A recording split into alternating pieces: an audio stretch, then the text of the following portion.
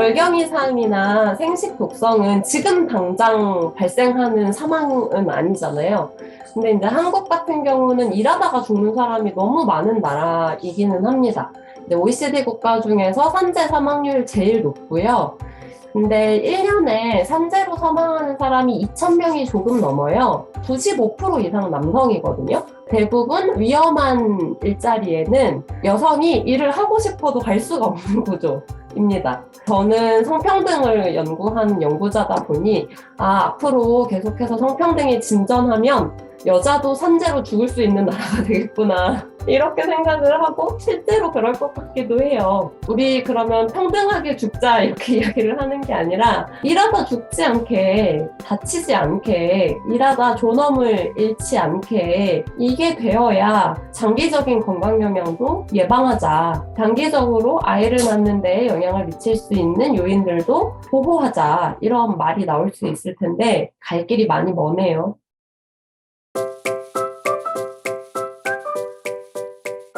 그 환경호르몬 영향을 생각을 해보면 질세정제와 외음부 세정제를 하나씩 더 쓰면 이제 화학물질이 하나하나 추가되는 효과가 일단은 있겠죠. 사실 여성의 질에서는 몸에 유익한 그 유산균들이 이제 서식하고 있어서 약산성을 유지하고 있어서 세균 감염을 예방해주고 자연적으로 감염 위험을 낮추고 생태계가 이제 구축이 되어 있습니다. 근데 거기에 계속해서 무언가를 넣어서 닦는다고 하는 거는 기존에 열심히 일하고 있던 몸에 유익한 박테리아들을 이제 씻어내는 셈이니까 별로 좋지 않다, 이렇게 이야기를 하는 거죠. 산부인과 교과서에 이렇게 큼지막하게 굉장히 중요한 내용으로 되어 있어요. 불필요하게 질을 세정할 이유가 없다. 특히 산성 환경을 해치는 비누나 세정제를 이용하면 더더욱 해롭다. 뭐 이렇게 되어 있죠. 애초에 우리가 질 세정을 왜 하고 싶었을까? 왜 우리는 질을 닦아야 하는 공간으로 여기게 됐지?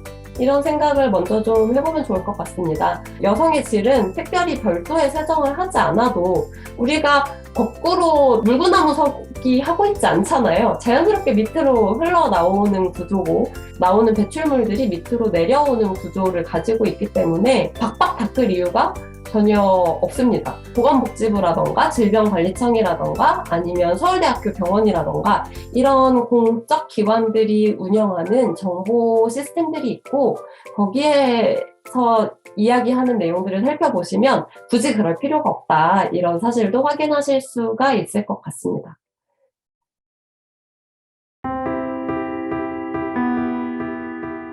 현재의 상황은 아쉽죠. 주치의 제도가 굉장히 잘 되어 있는 나라들 같은 경우는 중고등학교 때, 그러니까 내가 초경을 시작하던 즈음부터 만나던 1차 의료 주치의가 내가 20대 중반이 되고 성관계를 맺고 임신 중지를 하고 이런 과정에서도 나랑 잘 알고 믿고 지내는 의사가 있는 거예요. 그런 경우에는 훨씬 더 대화하기가 편하고 죽을 병이 아니어도 내 불편이나 내 걱정을 이야기하기가 좋겠죠. 궁금하면 산부인과 가보세요? 나는 몰라? 이렇게 하는 나라와 상황이 좀 다른 거죠. 유럽 국가들 같은 경우는 임신하고 출산할 때 둘라 혹은 조산사라고 하는 사람들이 굉장히 많은 상담과 서비스를 제공하잖아요. 근데 한국에서는 의사 간호사만 있는데 그 중간에 일을 하시는 직종의 전문직들이 있는 셈인 거죠. 죽는 병은 의사를 찾아가지만 내 지금 불안과 어려움은 뭐 조산사나 간호사를 찾아가서 상담할 수 있는 이런 제도들이 만들어져 있는 나라들이 있거든요. 제일 이상적으로는 한국에서도 보건소 같은 데서 연령별로 구분해서 10대 이제 초경 시작하고 월경통이 걱정인 여성들, 20대 성관계를 시작하고 피임과 임신 준비에 관심이 있는 여성들, 30대 본격적인 임신 준비를 하거나 난자 냉동까지를 고려하는 커리어 우먼들, 뭐 이런 사람들이 이야기하고 궁금증을 풀 수 있는 이런 공간들이 필요한 것 같은데요. 예방과 일상 관리를 위한 성건강 서비스, 이런 것들을 좀 만들어 보면 어떨까, 이런 상상을 하고요. 궁금증을 가지고 있는 여러분들이 네이버 지식인에 물어보고 혼자 고민하고 끝내는 게 아니라 친구들과 손을 붙들고 정부에게 요청을 하시면 좋겠어요. 우리가 월경과 관련해서 다른 서비스가 필요한데 그런 거 없어서 너무 불편해. 그런 걸 만들어야 해. 미국 같은 경우는 대학교 캠퍼스마다 성건강 클리닉 만들어주는 게 권고되고 있거든요. 이 사람들의 성건강 그리고 원치 않는 임신 예방 이런 거에 도움이 된다. 젊은이들이 있는 공간, 필요가 있는 사람들이 있는 공간에 성건강 클리닉 이런 것들을 만들어달라 이렇게 요구하시고 그게 어떻게 가능할지에 대해서 같이 생각해보고 이런 조금 창의적인 아이디어들이 필요한 것 같습니다.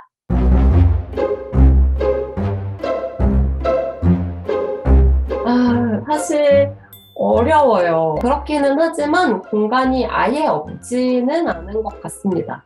한국건강증진개발원이라고 하는 데가 있어요.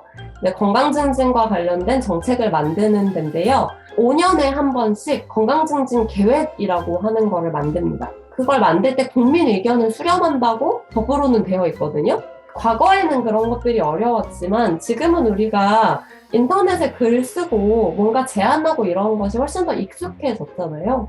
좀 더 적극적으로 그런 일들을 하면 안 하는 것보다는 도움이 된다 이렇게 생각을 하고요. 수시로 민원을 넣으세요. 보건복지부와 보건소와 이런데 민원 넣으시면 다 대답하게 돼 있습니다.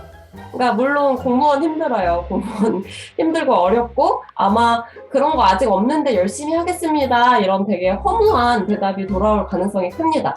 그럼에도 불구하고 혼자 내는 것보다 3명이 내고 5명이 내고 이제 개인이 아니라 여성의 월경권을 공부하는 20대 청년 모임 뭐 이런 데서 내고 이제 그런 게 하나 둘씩 쌓이다 보면 정부는 압박을 받습니다. 이렇게 요구가 있는데 우리가 계속 이거를 아무것도 안 해도 되나? 준비하겠습니다를 5년, 10년 하면 죄송합니다 소리가 나오겠죠? 적어도 과거보다는 나아지고 있고 아마 우리가 사는 세상은 우리 부모님이 사시던 세상과는 조금 달라지지 않을까 이런 기대는 가지고 있습니다.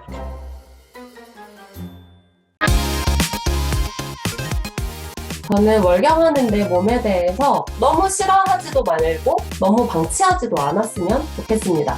하루 이틀 월경 주기가 밀리거나 월경량의 변화가 일부 있다라고 하는 것은 자연스러운 현상이고 하나하나가 진단받아야 할 질병은 아니라는 의미입니다.